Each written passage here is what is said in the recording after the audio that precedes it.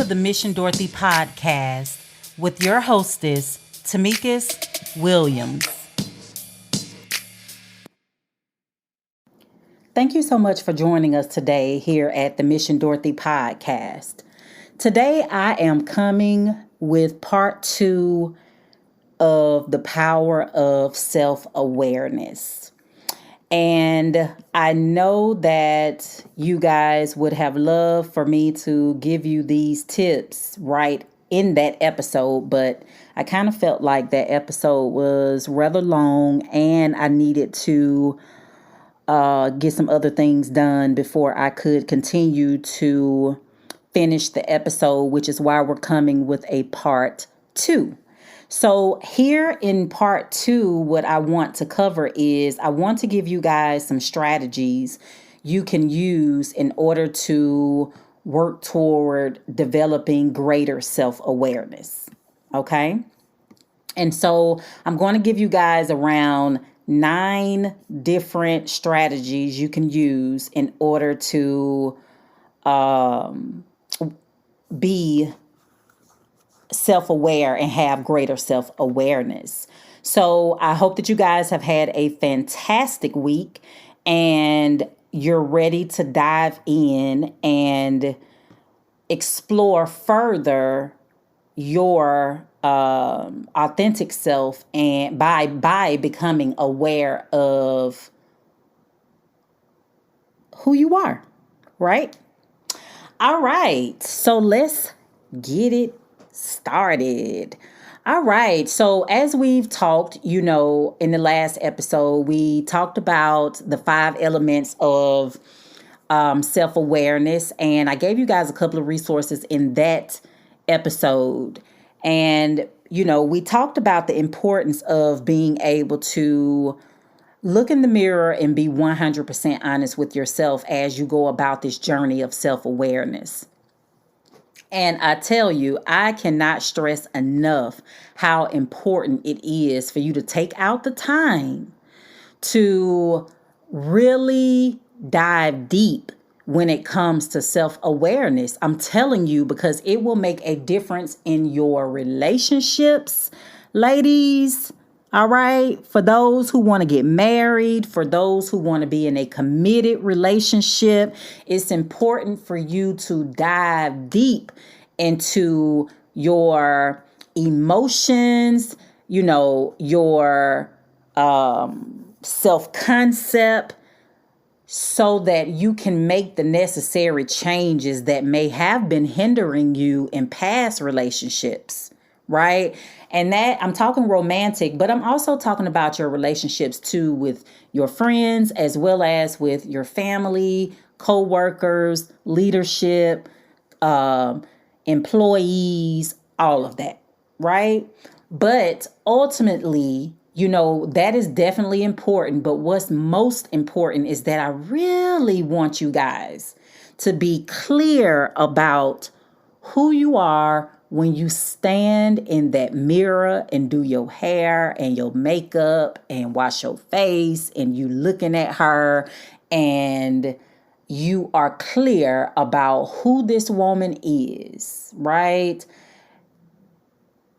What do she stand on? What is her belief system, her values, and her self-concept, and, just being clear about who you are today. Like, gosh, I'm telling you guys, I want y'all to really dive deep. And I also want you to do your own research when it comes to self-awareness as well, because I need you guys to spend a couple of weeks on this. Actually you can take those 5 elements and spend 2-3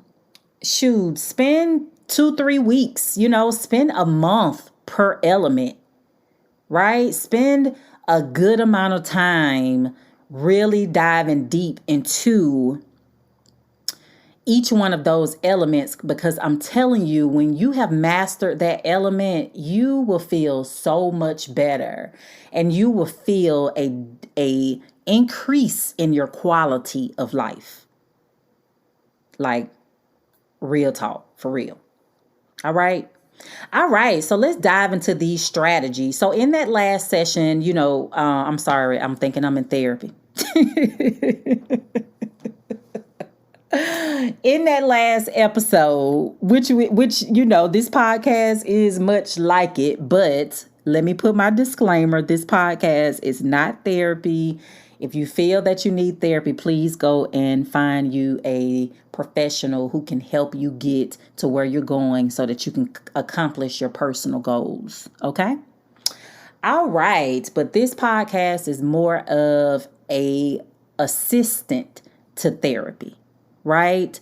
This is adjunct. This is self-help, another resource you can utilize in order to do some inner work. Okay? All righty. So in that last episode, I talked about journaling, right? I did talk about journaling when it came to thoughts, when it was, you needed to start like paying attention to your thoughts and logging your thoughts. And so journaling is a powerful tool for learning about yourself. A lot of times, like for myself, I'm very visual. So if it is not like certain things, like when my clients do their homework and if they don't send me a copy, sometimes I have a hard time staying focused because I'm so visual to where I need to have that homework sitting in front of me and I need to be looking at it, right? So, I know that about myself, right? But at the end of the day, journaling, sometimes when we see things in writing, it can, all kinds of light bulbs can go off. All kinds of aha moments can happen, right? When we see it in writing, sometimes it makes it real. Okay. And so journaling is a fantastic way to get to know about yourself, especially if you're a journaler and you keep your journals and then you go back and read them.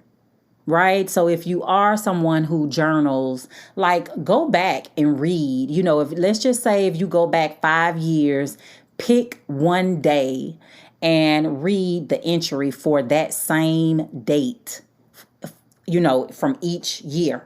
And just see any patterns, any evolutions, any growth, any decline, any regression, right? Like journaling is powerful. And you guys, if you've spent years of journaling and you have this collection of journals, like journals can help you gain so much insight and understanding about yourself. Like, my God.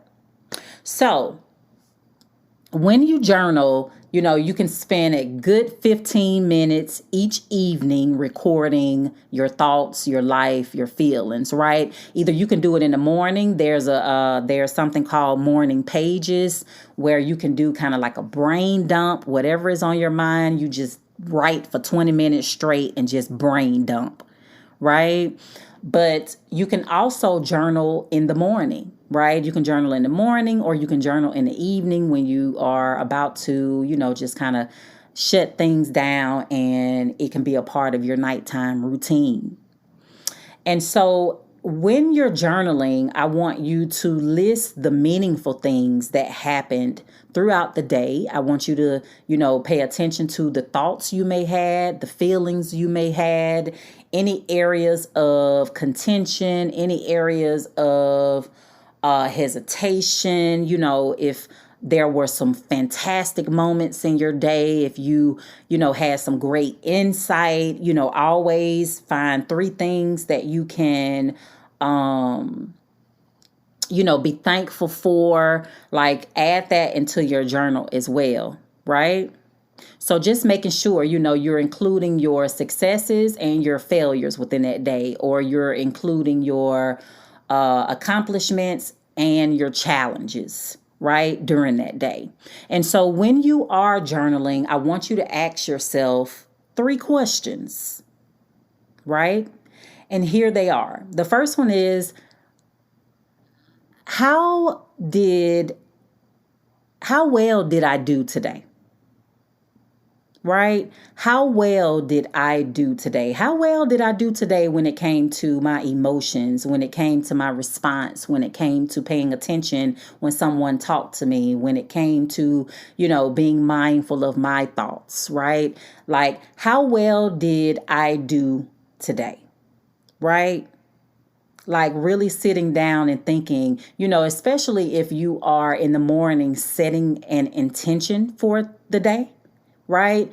How well did you do with following through with that intention? Okay. So how well did I do today?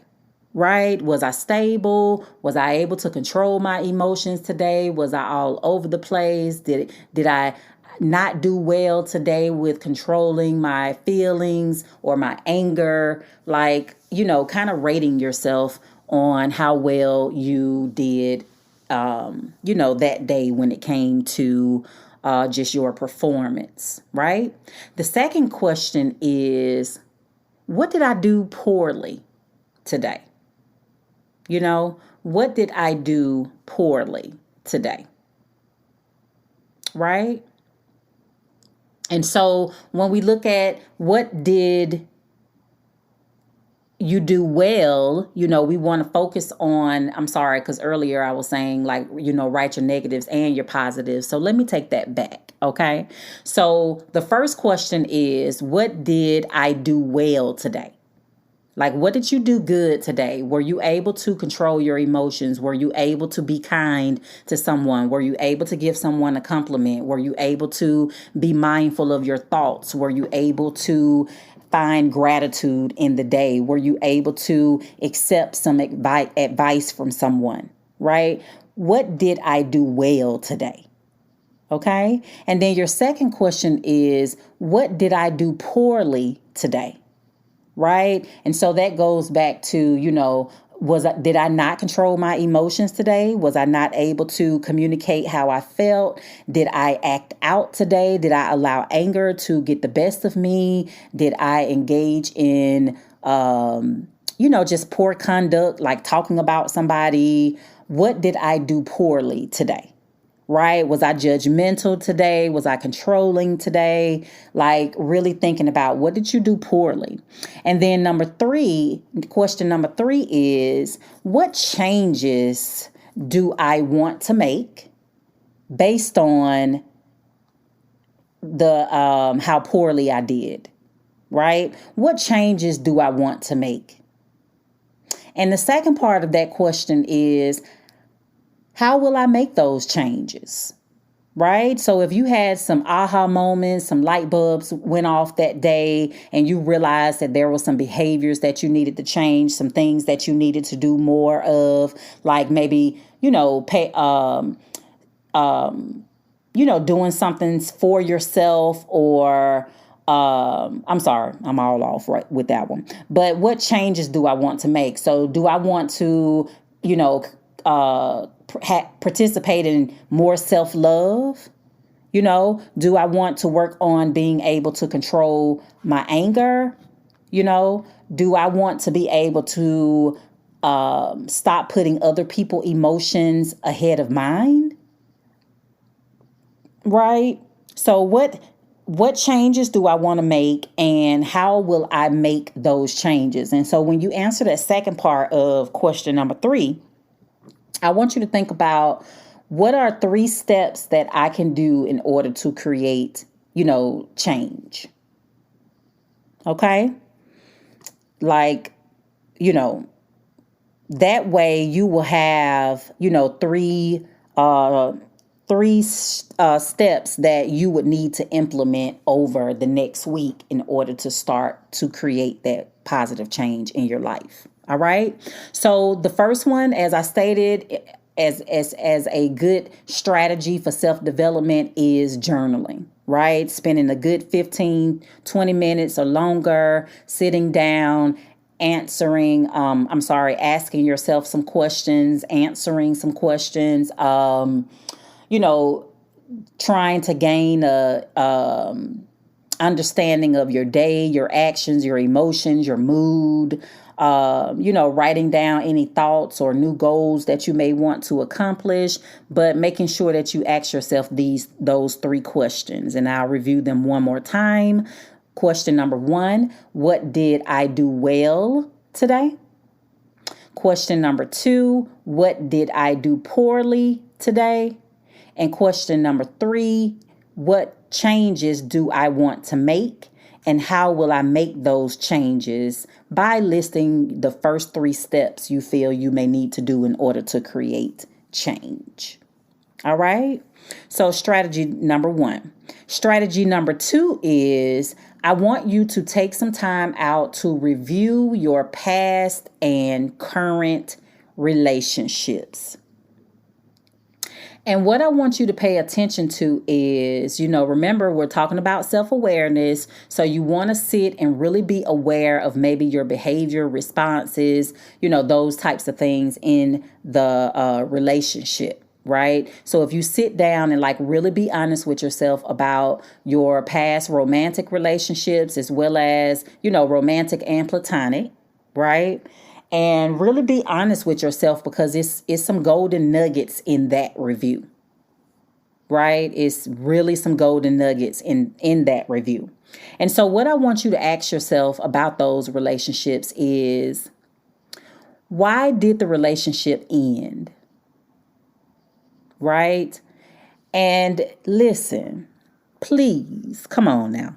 Really, we got to be honest with ourselves, because just thinking about a past relationship can put you in a whole nother mindset. Right? You can immediately get angry, upset. You can feel hurt, all kinds of emotions can come flooding in, but you're going to have to really work at controlling those emotions.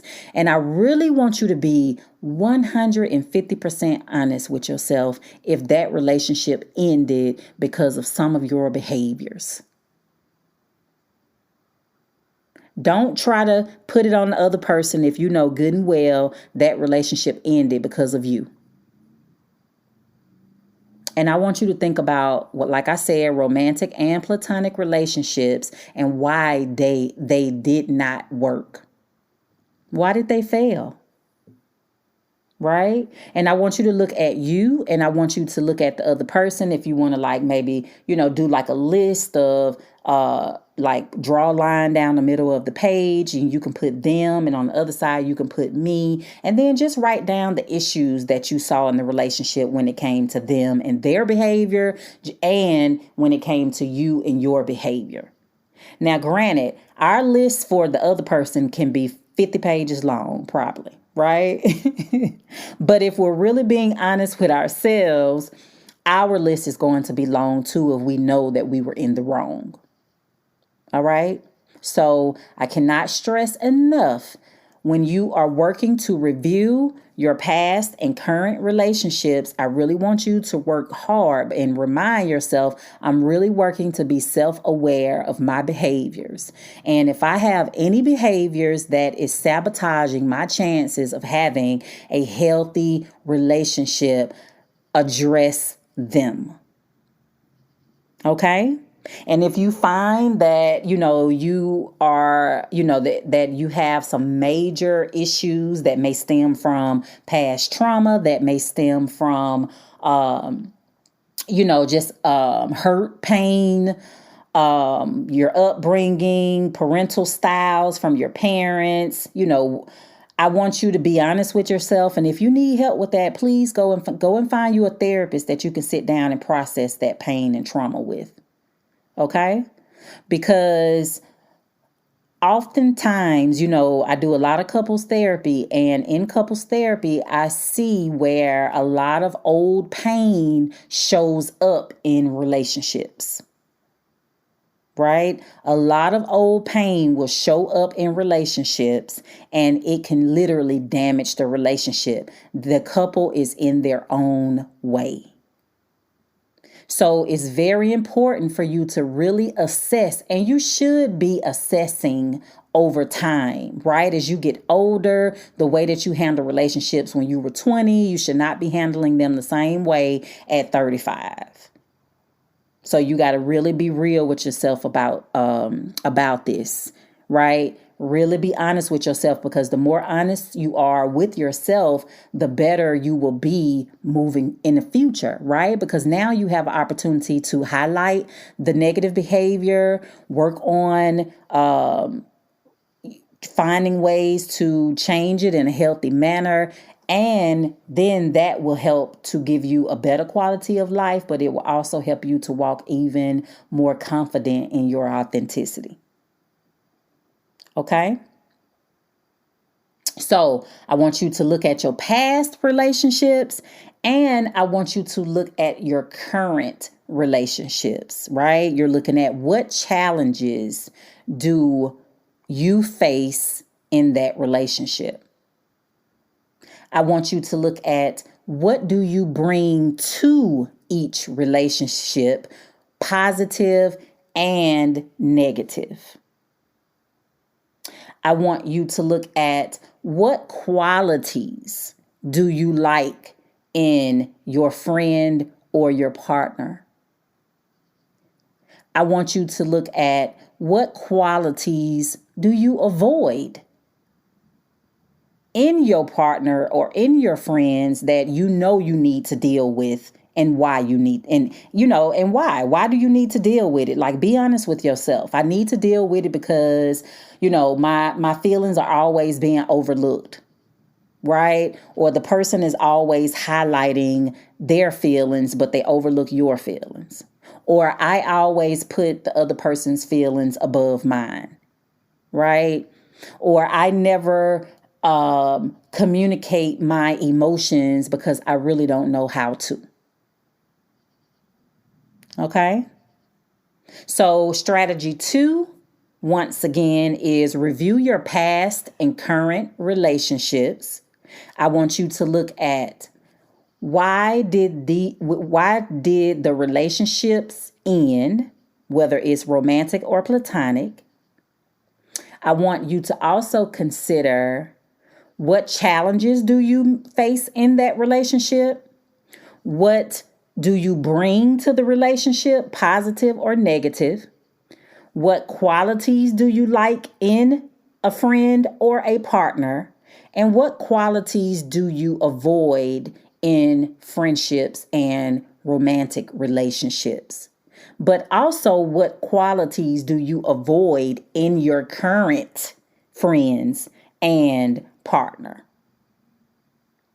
Right? Because I'm sure it's something there that you may not avoid, that you may not pay attention to, So be real with yourself with all of these, but definitely, be real with yourself with, reviewing your relationships, okay? The more you know about you, the better you will be in your relationships. And the more self-awareness you have about how you move in relationships, whether it's positive or negative, like, it's so important to your ability to be able to, live authentically and feel confident within yourself in relationships. Okay. So definitely, pay attention to how you move in relationships. Strategy number 3, my God. Baby, I think we all have some of these, right? Especially for us who are over 40.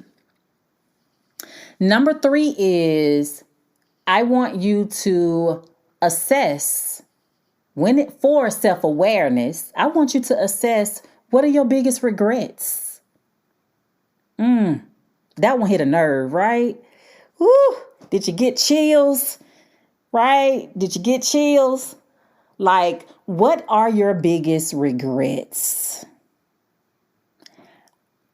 I can't explain enough how important it is to self-awareness for you to answer this question.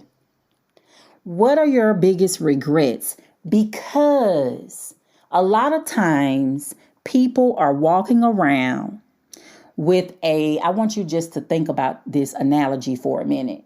People are walking around with backpacks filled with bricks. I mean, cinder blocks, okay? Not even the little red brick. I'm talking about big gray cinder blocks. And each one of those blocks in that backpack is a regret. And that regret is weighing you down. we get one chance at this life. Others may have some other beliefs about that, but we get one chance at this life. And oftentimes we can make some bad decisions, especially in those early 20s. Those early 20s, you are trying to figure out life. You are trying to figure out who you are. You're trying to figure out how to navigate this thing called a human experience. And oftentimes we make a lot of mistakes in our youth, right? When we're younger, right? But we also make some mistakes when we're older as well, right? Some people may not have gotten the lesson that they probably should have got in their 20s, and they may not get it until they get in their 50s, right? But regrets is like, it's like cancer almost, right? It just eats away at you, right? And it can eat away at you slowly or fast and cause a lot of damage, hurt, pain, loss, trauma. Like regrets is like not knowing how to forgive, right? It's something that if you're holding angst towards someone, it's hurting you more than it's hurting them.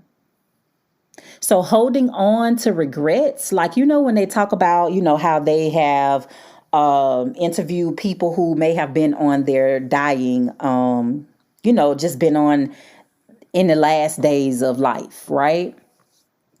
And a lot of them may talk about regrets, and some of them may say that they don't regret anything,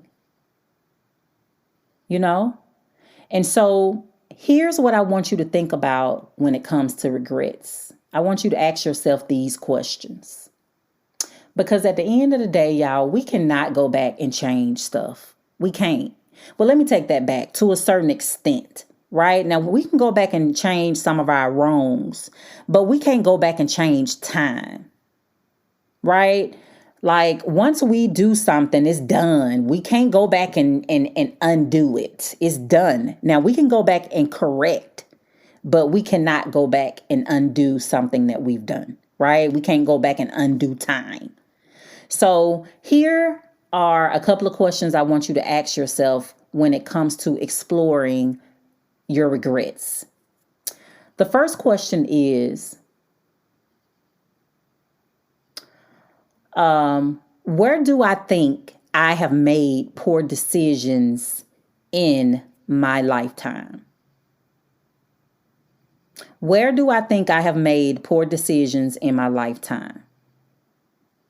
Question number 2, why did I choose what I chose? Right? Why did you choose those poor decisions? Like, why were those the decisions that you chose in this exercise? Number 3,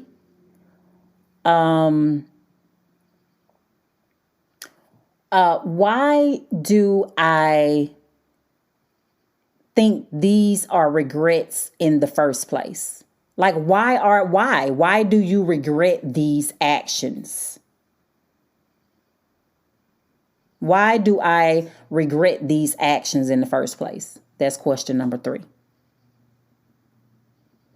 And question number 4 is, what changes would I make if I could go back in time and change it? Right? So let me go over those questions one more time. Where do I think I have made poor decisions in my lifetime? Question number 2, why did I choose what I chose in question number 1?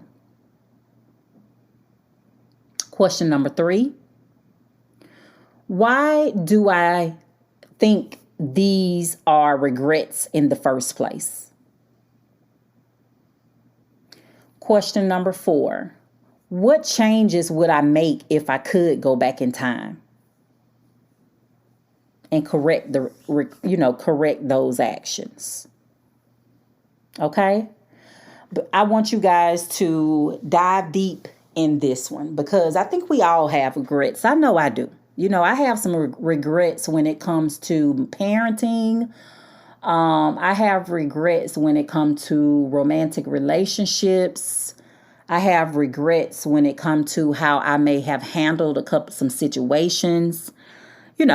I think we all have some things, to where if we could turn the hands of time back, we would do things a little different, And so I just want you to take some time to explore your regrets, right? Because sometimes regrets can stop your life, right? If you feel that you made the wrong decision, that can cause a spiral, right? Because now you're self-doubting, then you start to challenge your self-worth, your self-value, and it can just spiral out of control. And so I think that, this strategy is definitely key when it comes to self-awareness because you do need to be aware of any regrets you may, have been holding in life. Excuse me.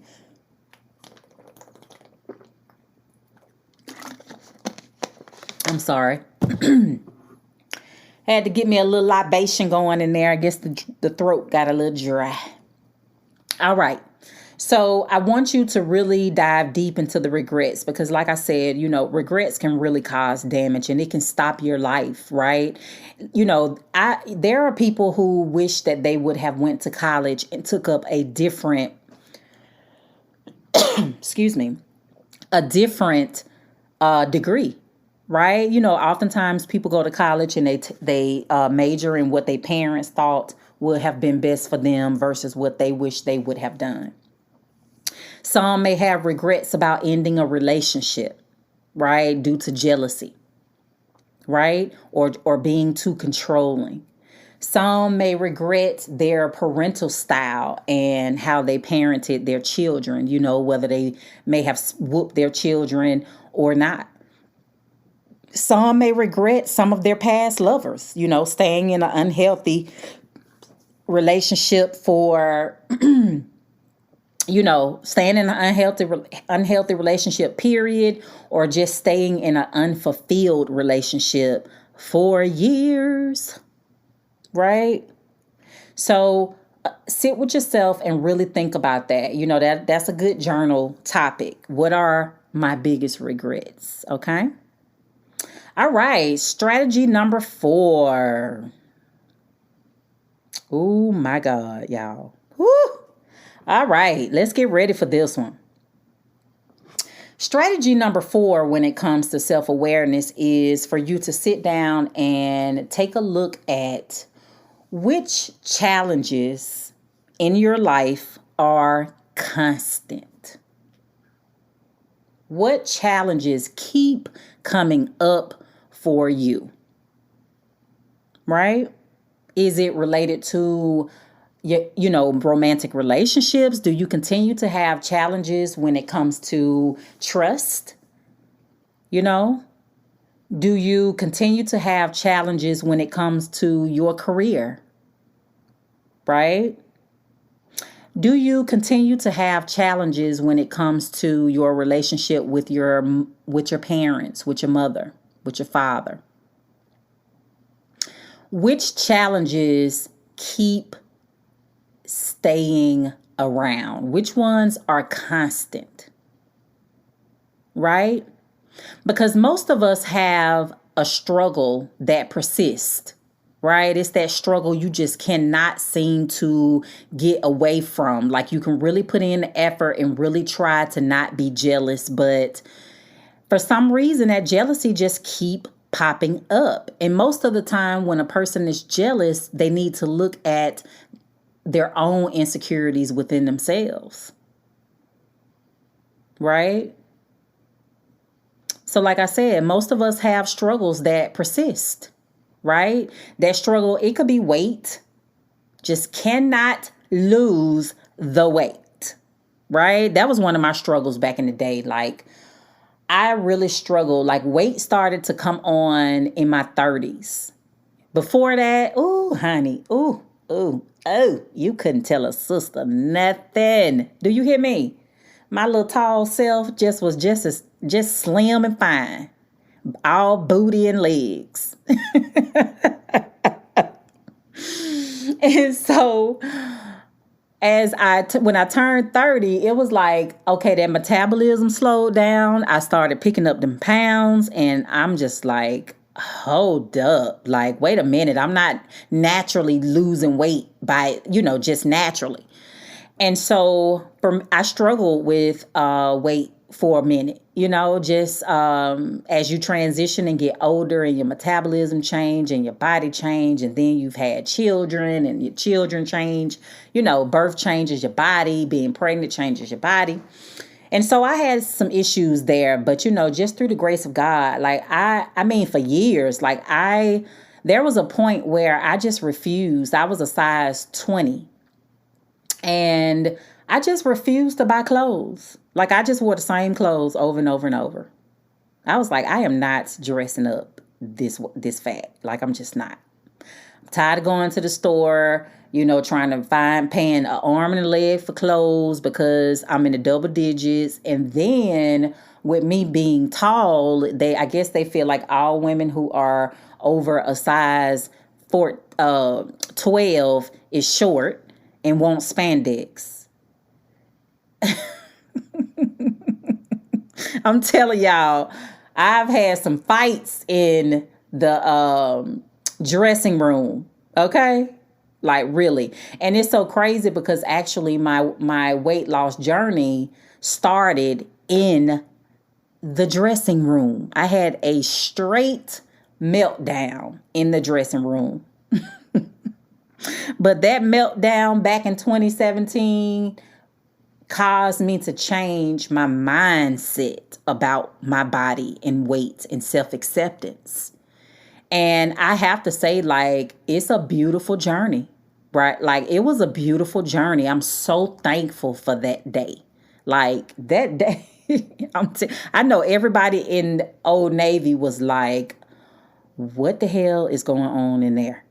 Like, is anybody in there with her? Because I was straight going off on myself. I was crying. Y'all, it was a mess. But thank God for consistency and mindset shift and just wanting to have a better relationship with myself in that area, right?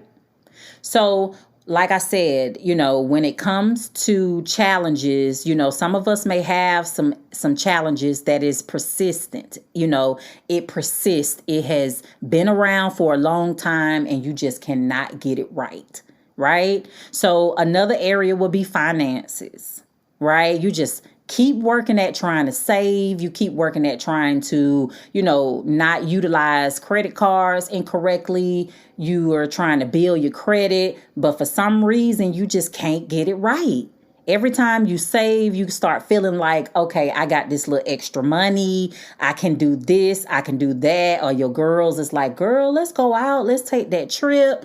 Now, you were saving to build up your savings, but misuse and abuse of the money, right? And so you just, for some reason, cannot get that savings right. So, like I said, weight, finances, loneliness, right? Dealing with being single, you just cannot find comfort in that, right? Some people may have depression, right? And the depression may be persistent, right? It just persists and it keeps on, and you just are having a very hard time at being able to, control or defeat the depression or anxiety, right? And then another area is just like a pervasive lack of satisfaction, just not feeling satisfied in life, right? Constantly. I know a lot of people feel like that, and especially now with COVID, the pandemic and everything. And it's like life is different, and everybody's trying to navigate this new normal, right? And so just, over some years, you've been having this pervasive lack of satisfaction in life, in relationships, in your career, right? And so what I want you to understand is that the issues that persist in your life are very important for you to understand. You have the power to change nearly anything that is not right in your life. But for some reason, there are areas that you just cannot seem to get it together. And that's what I want you to really sit and marinate on and break down. Why does these challenges in your life always seem to hang around? Because I can guarantee you it may be connected to your mindset and how you think and your negative thinking style. Right? So as you work on this strategy of really exploring those constant strategies, I also want you to think about your thinking styles, right? And how you deal with conflict and change. Okay? Because some people just do not do well with change. And if you don't do well with change, then that means that those areas where you tend to persistently struggle, you're going to keep struggling. Why? Because you can't deal with change. It takes change in order to stop those persistent challenges from being a challenge and being persistent, right? We all got some challenges, but there are some challenges that just tend to hang around. So strategy number 4, what challenges in your life are constant? All right. Great strategy when it comes to being self-aware. Number five is something that I talked about in the last episode, which is meditation. Meditation is key because, like I told you guys, when it came to your thoughts, like when we meditate, those, the thoughts are like rampant, right? But also throughout the day, you can experience like intrusive thoughts. So meditation, what it does is that it gives you the opportunity to observe your thoughts without judgment. That's key, y'all. That is very key, because when we're not in a meditative state and when we are observing our thoughts, a lot of times we can be judgmental of ourselves. And so when you're in meditation, it gives you that opportunity to observe your thoughts and not be judgmental, right? And especially if you do guided meditations, you're taking your mind off of those thoughts and you're focused on the voice and the directions of your guide, right? And so through meditation, you can learn a lot about yourself. Right? You can learn a lot about yourself by the thoughts that pop up in your head, right? So let's just say if you started to practice a daily regimen of meditation, or if you meditated for 3 times a week. But I also want you to also think about even when you're in prayer, right? And when you're spending time with God. Think about when you pray and how many intrusive thoughts come in while you're trying to have your one-on-one time with the Lord, right? That is also a good time to observe your thoughts, because in prayer, those thoughts will intrude just like they will during meditation. And so I just want you to, understand that meditation allows you to learn how to create space between your thoughts and your emotions. I need y'all to understand how important that is. Meditation allows you to learn how to create space between your thoughts and your emotions. Okay? Often, what we will do is allow our thoughts to dictate our emotions and vice versa without giving them any time or space. Right? Immediately, those thoughts can create emotions. You can sit and you can think about a breakup or something that your partner said to you that was hurtful, or something that your kids may have done, and that will provoke emotions, right? So now you're crying, you're pissed off, you're mad, you're cussing, you want to cuss somebody out, like, you know. And so with meditation, it just allows you that opportunity to just kind of sit there with your thoughts without judgment, without analyzing, and just let them be. Just let them be. And it just puts a pause on that connection between thoughts and emotions. And that pause is very important. It's very important to have that little break, because sometimes our thoughts can create really harsh emotions and it can put us in a bad place, right? It could put us in a temporary place that can become permanent, right? So that situational depression could become full-blown major depressive disorder, right? So I want you to really think about the power of meditation. It's, a lot of people, it's like, I can't meditate. I can't quiet my mind. It's not about trying to quiet your mind, right? It's about you being one with your mind and just allowing those thoughts to flow. You don't have to assign them to anything. You don't have to pay attention to them. You don't have to stroke them, nurture them, spend time with them. Like, none of that. Just let them go, because the same way they came, they can leave. Right?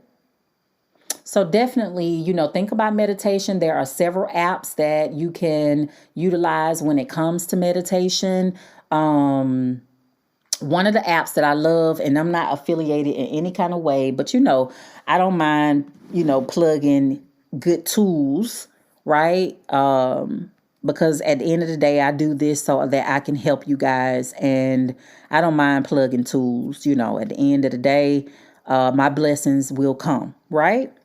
So my favorite app is called Insight Timer. INSIGHT. And it's actually a real timer. It has these really beautiful Tibetan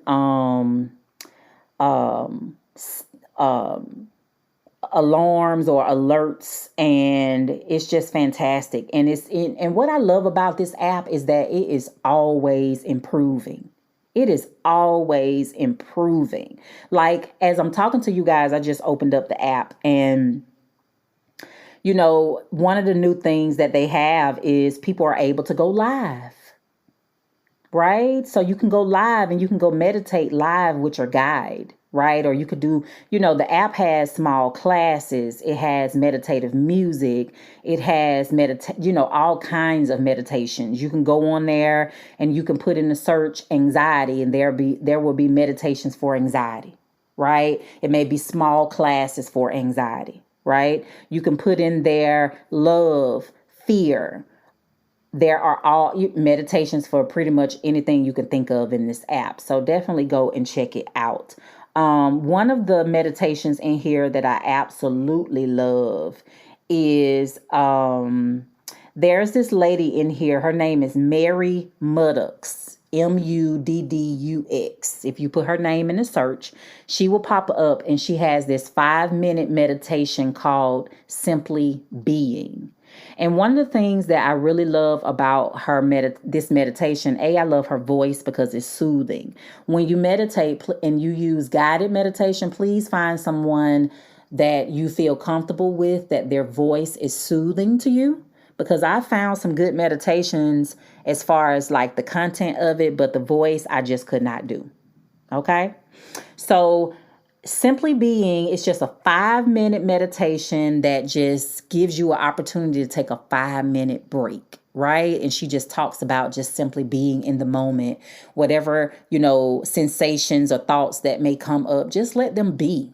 Right? Just simply be just for 5 minutes. And I used to use this meditation when I used to work for other people, like when I worked on jobs. And the last job I had, sometimes they would have us see a lot of clients per day. And so, after a certain amount of clients, it's like you need to be refreshed. So I would take that little 5-minute break, meditate, do my simply being meditation, and it'll kind of like reset me. And then I can go ahead and pull the next client. Right. And so, so just kind of go to the app store, look around. And there are several meditation apps that you can download, that can assist you with this. There are also, Google, read a couple of articles, and just kind of gain understanding when it comes to meditation. Because it is a process and it does take time, and, practice make perfect. And so it really does take enough time, a good amount of time to get used to meditating. A lot of people give up early, right? Because they have the wrong perception of what they're supposed to be doing in meditation. So that's why it's important to do your research first. Okay. All right. So that was strategy 5 when it comes to developing self-awareness. All of these activities is about developing self-awareness, right? Okay, so let's go to strategy 6. So strategy 6 is view your life through the eyes of someone else. Now, we can definitely be a little tainted, right? Because it all goes back to self-perception. It all goes back to that self-concept, right? How you perceive yourself. And so if you're not clear about your self-concept and have been honest with yourself about your strengths and your weaknesses, then the lens that you may be looking at life through it's a little foggy. Right? It got a little couple of smear marks on it. You really can't see it's clear. Right? So it's look through the eyes of someone else. Imagine you were an invisible stranger that observed your life for a week. Right? So this is a stranger. This is somebody that does not know you, right? So this is somebody standing on the outside and just observing you for a full week. What will they see? Right? So if that was you and you were able to step outside yourself and just watch yourself for a whole week, I want you to think about a few things. I want you to think about, what would you think?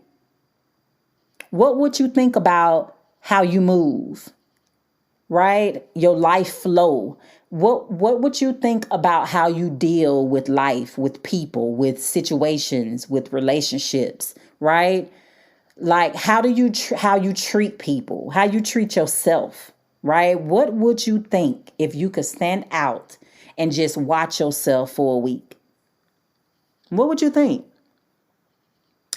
I also want you to think about what advice would you give yourself, right? Once you complete the exercise and you think of and you write out what would you think, what you thought about, what you witnessed. I want you to think about what advice would you give yourself, right? What corrections do you think you would make? What do you need to do more of, less of, right? What behaviors need to change? What do you need to stop doing? What do you need to start doing? Right? Are you in a box? Have you put yourself in a box? Do you not take chances? Do you not, do you allow fear to run your life? Like, step back, right? Because what this exercise will do, it will help you to be more self-aware of you, your actions, right? How you move, what behaviors may cause issues in your life, what mindsets will cause issues in your life, right? And lastly, I want you to think about What does the way you spend your time say about you? Right? What does the way you spend your time say about you? Right? Do you waste time? Are you a person who's not on time? What does it say about your personality, your characteristics, how you treat other people? Right? I'm so sorry for the noise, you guys. I'm at home doing this podcast, and of course, this motorcycle, anywho. So, I don't know if y'all heard it or not, but if you did, I apologize. But at the end of the day, y'all know I keep it real here, so it is what it is, and I'm not going to go back and cut it out, okay? So if they come back, please excuse the noise. But when you think about how if you were to sit outside of yourself, I'm going to give you these 3 questions one more time. And this is what I want you to think about with this exercise, right? Number 6, view your life through the eyes of someone else. And this is you just stepping outside of yourself and just wondering, like, watching how you move, right? If a stranger was just watching you, or if you had the opportunity to step outside yourself, I want you to think about these 3 questions. Number 1, what would you think? Number 2, what advice would you have for yourself? And number 3, what does the way you spend your time say about you? Okay, I think that is a fantastic exercise for you to kind of just do some introspection and just really look within, right? And be honest with yourself about what you see and what advice you need to give yourself in order to create and make change. Okay. Number 7 is I want you to think about how you deal with stress. Like, that is so important because we know stress can kill. Stress can also make you ill. Right? I want you to think about when we're stressed, we release that cortisol, which is that stress hormone. And in women, when we're stressed all the time, that cortisol sits right around our belly. And here we are working out and doing all these things, and we're losing weight everywhere else, but we cannot understand why we can't lose that stomach.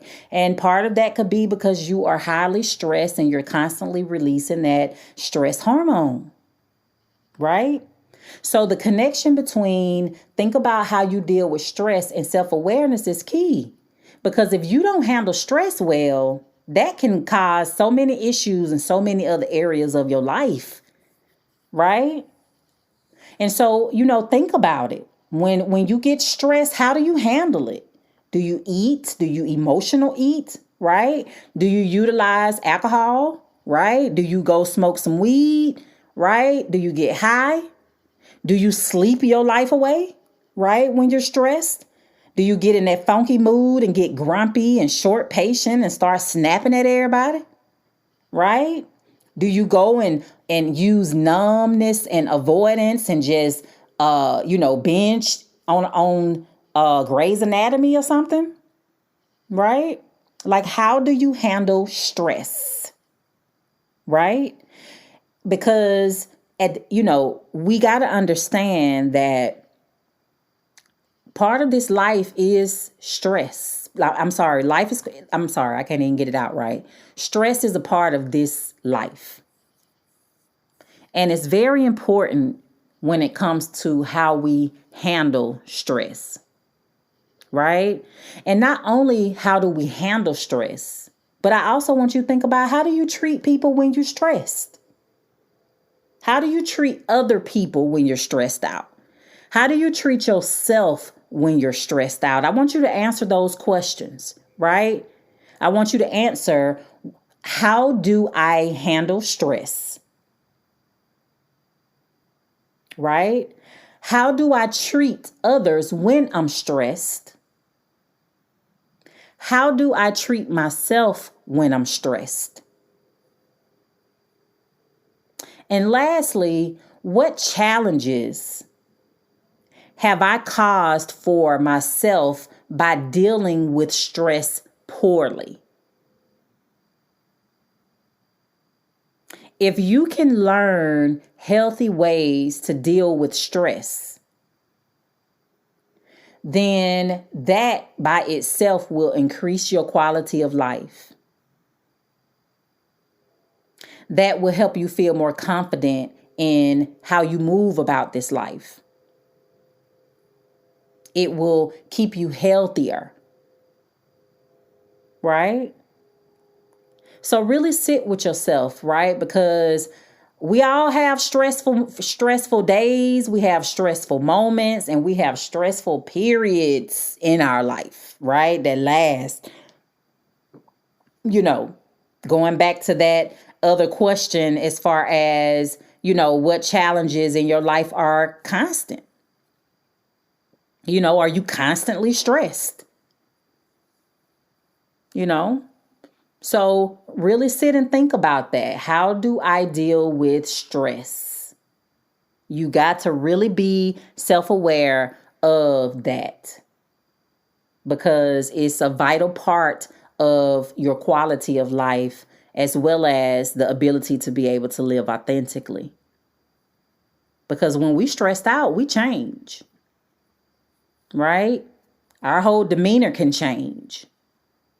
So we got to be mindful. How do we deal with stress and its connection to our ability to be self-aware? All right. That stress is serious, y'all. People end up in the hospital with that stress, right? I have not always been the best at handling stress. Well, let me not say, handling and controlling it, right? Life has been rather stressful for me over the last 5 years. But at the end of the day, I will say that part of it I handled well, part of it I avoided, part of it I did not handle well. Like it was a roller coaster, right? But right now, I am really working hard to do better when I'm stressed out, right? I want to be able to utilize the proper coping mechanisms versus using unhealthy coping mechanisms when I'm stressed. And stress is a normal part of life and it's going to happen. And so it's important for you to have your arsenal of coping mechanisms, healthy habits that you can utilize when you are stressed, right? Instead of utilizing negative mechanisms like overeating, emotional eating, drinking, using, drugs or alcohol, sleeping away, utilizing avoidance or defense mechanisms, being snappy and grumpy and short and, just stank. Just stank. Just a hot mess, right? So definitely dive into that one and be real with yourself about that, because sometimes when we're stressed out, we can turn to an entirely different person, right? We can also create a lot of damage in our life when we're stressed and we're not handling that stress properly. Okay. All right. So that's number 7. Number 7, think about how you deal with stress and ask yourself the questions. How do I handle stress? How do I treat others when I'm stressed? How do I treat myself when I'm stressed? And what challenges have I caused for myself by dealing with stress poorly? Okay. All right, let's move on to number 8. Number 8, when it comes to self-awareness, is you are going to explore by asking your friends for feedback. And I'm going to take this one a little further in a minute, but I want you to think about, your closest friends. And you can do your closest friends, and you can also do that family member that will keep it 100 with you. Because sometimes, family can be biased. They can try to protect your feelings, or they can try to insult, as well as if you ask the wrong friends or associates, So make sure you're asking people who are not afraid to be honest with you, but that they will be 100% real with you, right? So ask your friends for feedback.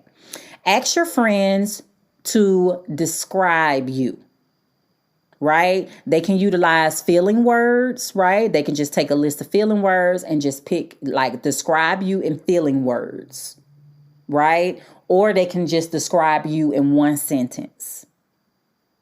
But ask your friends to describe you. Ask them to write out or give you a list of your strengths and your weaknesses. Right? And when you do this exercise, please, please, please make sure that you ask them to be 100% honest with you. But here's the caveat to that. You got to be willing to hear the truth. And you have to be willing to accept the truth. We should be ever learning students our entire life. So that means that we don't know everything. And sometimes we're not able to be as truthful with ourselves. And so those who are around us most and love us, we can turn to them and get the truth from them. Right? So make sure that your friends and your family are being 100% honest with you. Let them know, don't try to spare my feelings. Explain to them that you are on a journey to authenticity and to being your best self, and that you are really just trying to look yourself in the mirror and make the correct changes in order for you to be able to live authentically, fully, and completely, like, love yourself and create a positive change in your life by, being 100% open and honest to constructive criticism, right? So just, make sure that they are being honest with you. Now, I'm going to flip the script with this one, because I also want you to think about, you could take this a little further when it comes to relationships. And if you wanted, you could go and ask your exes to describe you. I had a client who was having a hard time with femininity, right? Her male friends and guys would say, man, you like one of the fellas, right?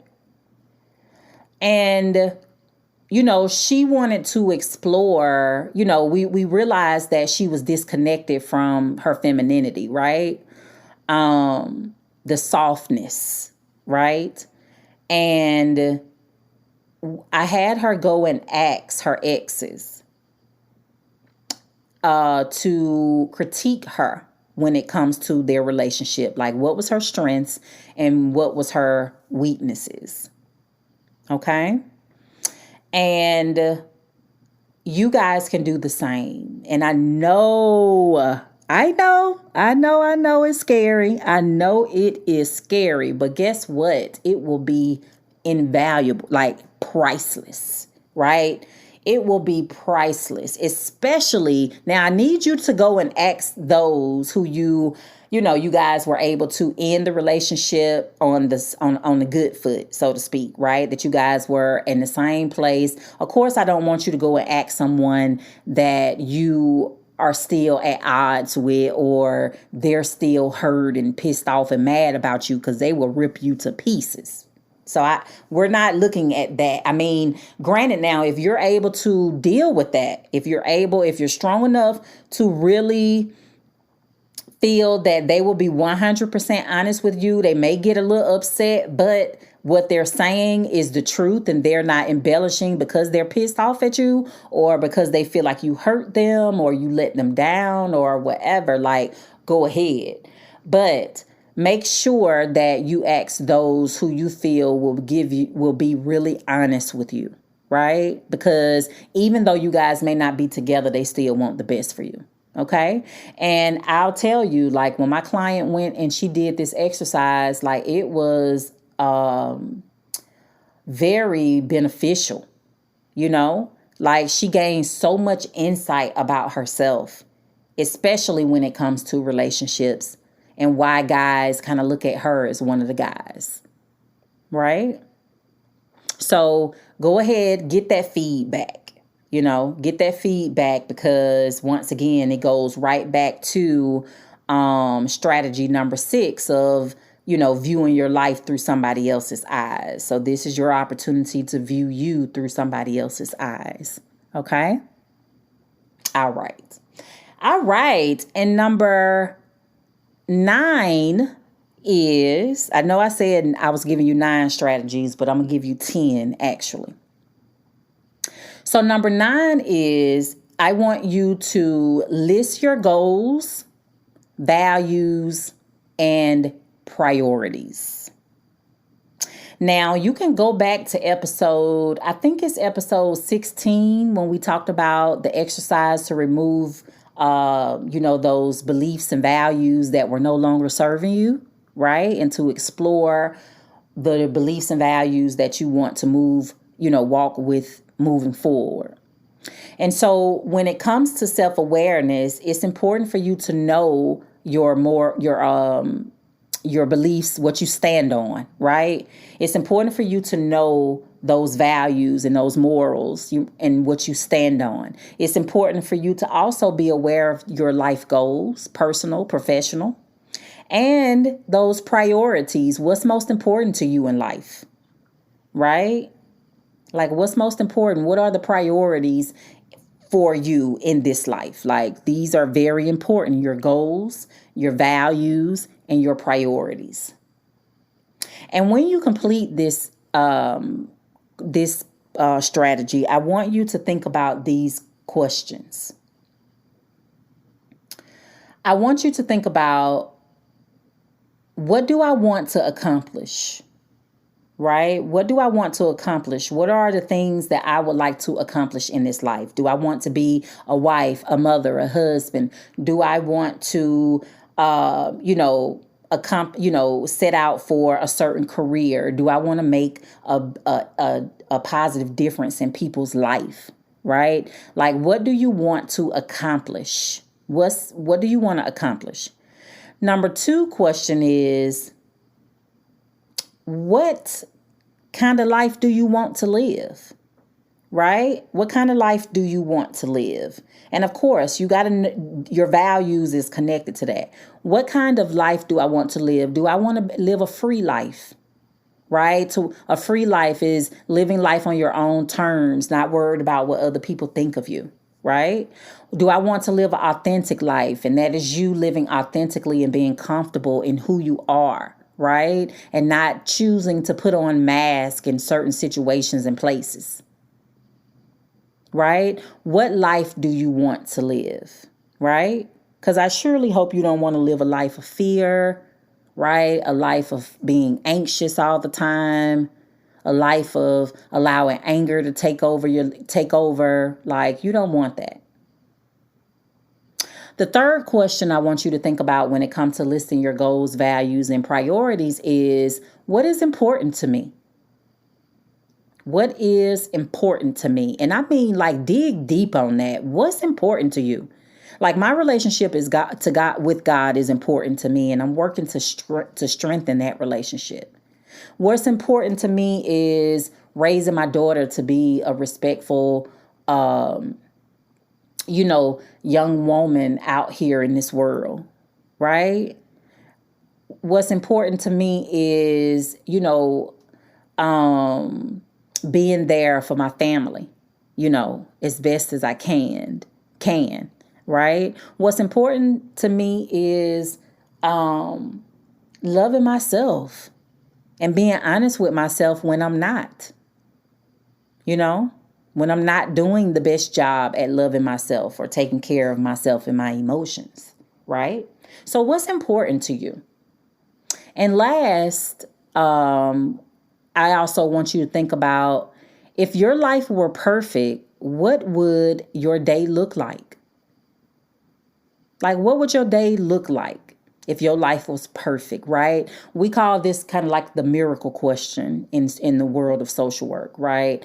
What, if you went to bed tonight and a miracle happened overnight, right? And you woke up and your life was just the way you wanted it to be, what would that life look like? What would have had to happen overnight in order for you to have that like life that you desire? Right? So knowing, if you don't have goals, you just out here. You just out here aimlessly. You don't know where you're going. You don't know what you're doing. Each day you just feel lost each day. And that's because you don't have any direction. Right? So when you have goals give you the opportunity to have something to focus on and to work on. Right? When you have values help you to understand what's important to you. It gives you a code of ethics. Right? And when you know what your priorities are, you know where your focus is. Right?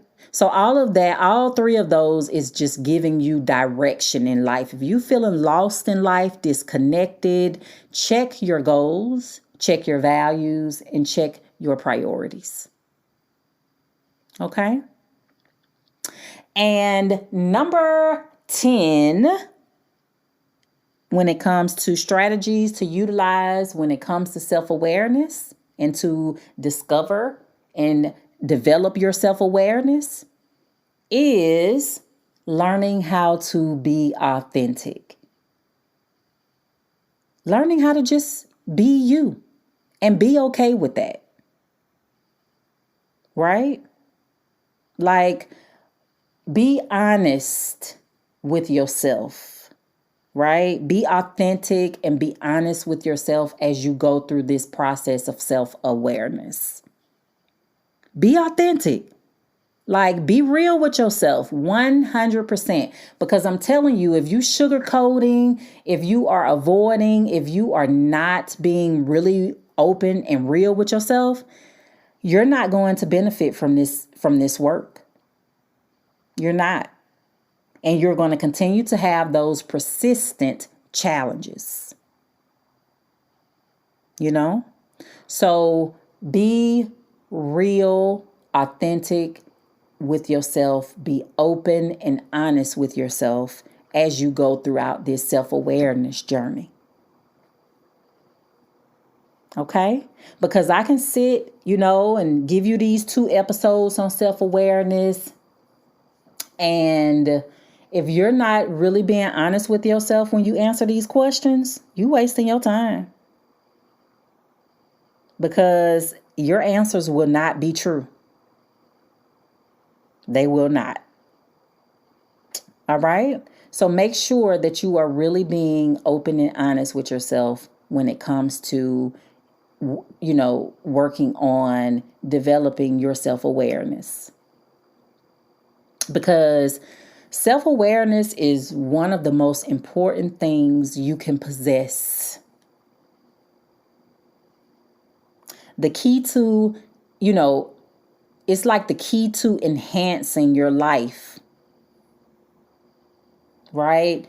It's the key to having a better quality of life, which is self-awareness. Because the more you know you, the better you will be. It's like therapy. When you go to therapy, the more you tell your therapist, the better they can help you.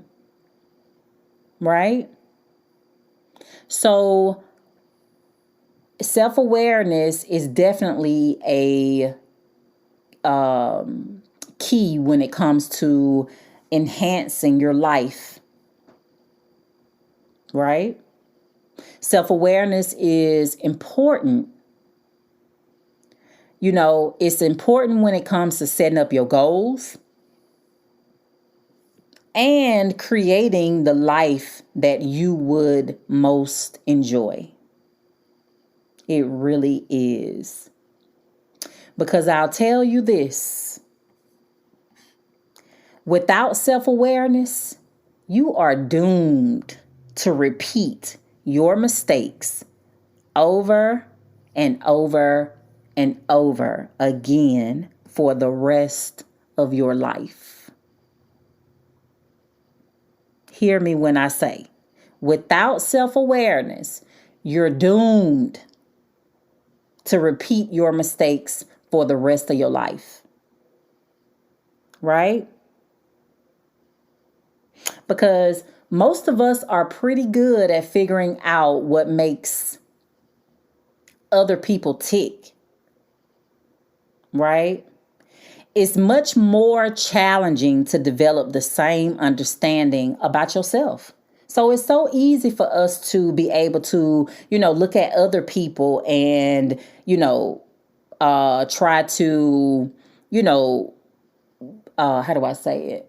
It's easy for us to look at other people and try to, judge their life, right?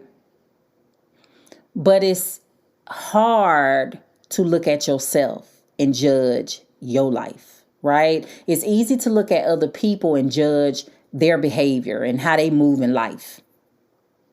But my friend, if you out here judging folks, please understand that when you talking about other people, you really talking about yourself.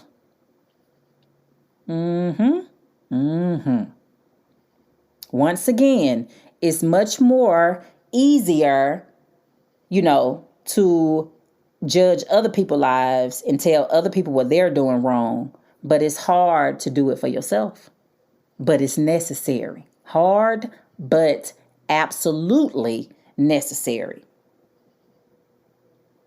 Because at the end of the day, we spend most of our time with ourselves. How do you feel about your time? Right? Because at the end of the day, this life is about you and getting to know you. And when we don't know ourselves, it definitely shows up in so many different ways.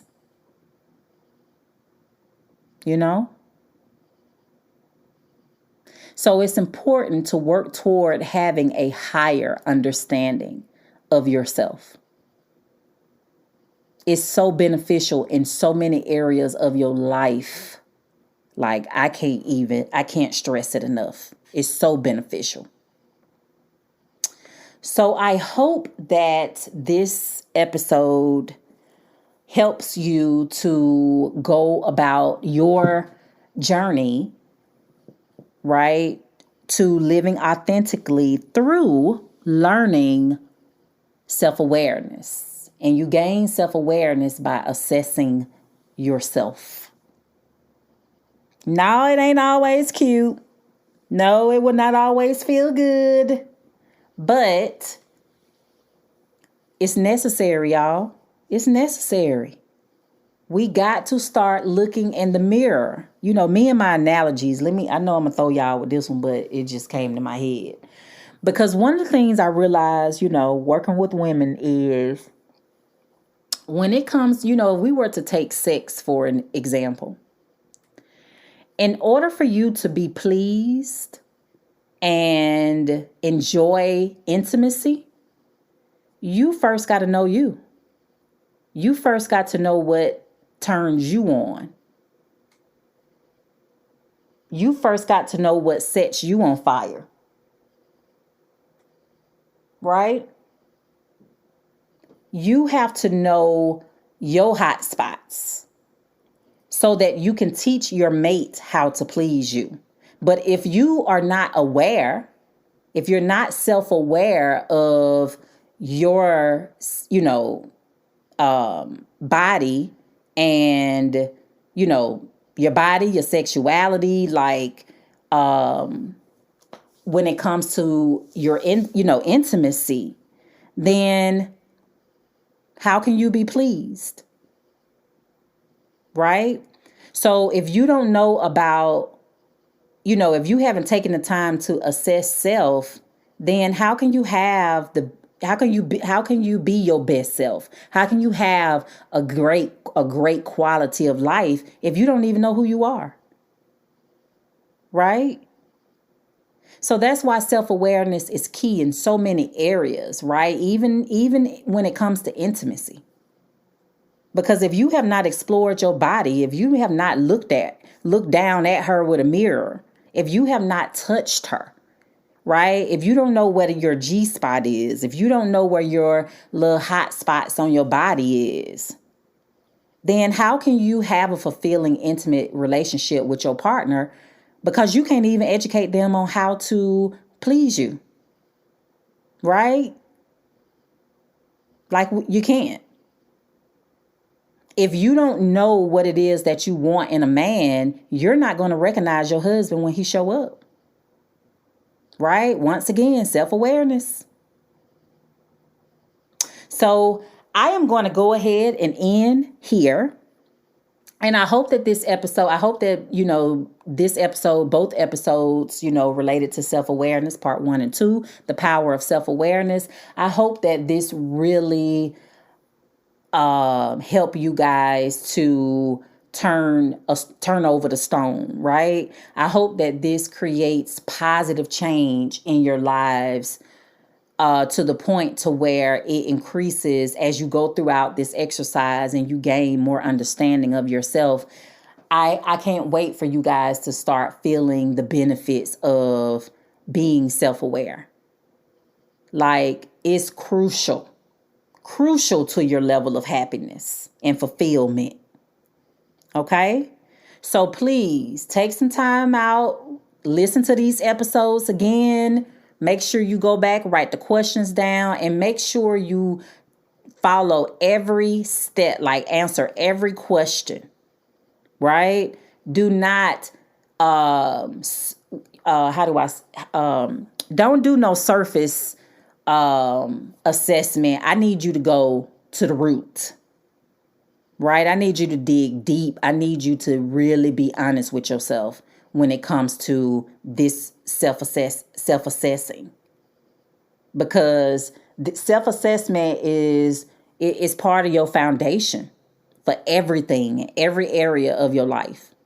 And it's something that you should do over the years, right? You should do that self-awareness journey, over the years, because you're going to change. Behaviors are going to change. How you move is going to change. So this should be something that you are doing, every couple of years, right? Because we do change. Okay? All right, you guys, please share this episode with someone if you know someone who can definitely benefit from it. I would definitely love it if you guys could, definitely go and follow me on Instagram at Mission Dorothy, as well as Facebook, Mission Dorothy and the number 1 on Facebook, and Mission Dorothy on Instagram. I would love it if you guys would go and leave, a beautiful, lovely review. If you feel that the information the content that I'm giving you guys is helping, please, leave me, some reviews on Apple. That'll be fantastic. And I just want you guys to, really understand the power of self-awareness. And I hope that I've given you the tools that you need in order to start your journey with that. Okay? All right, you guys, I am out. Have a fantastic one, and I will see you guys in the next episode. Until then, please work to live authentically. Bye.